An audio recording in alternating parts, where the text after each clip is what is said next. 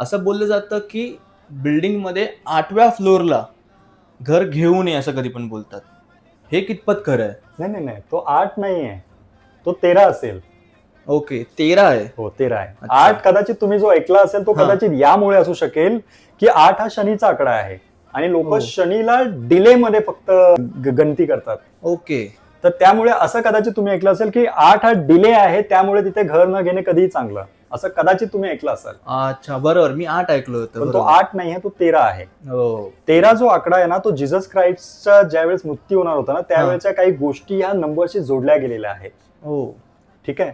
तर पाश्चात्य संस्कृतीतल्या लोकांना 13 हा आहे ना निगेटिव्ह अंक समजतात. हो. त्यामुळे तिकडून आलेला हा जो प्रभाव आहे ना, तो हा. आपण ऍक्सेप्ट केलेला आहे आपल्या भारतामध्ये, ओके. की 13 नंबर असेल म्हणजे खूप काही चुकीचं आहे, हम्म.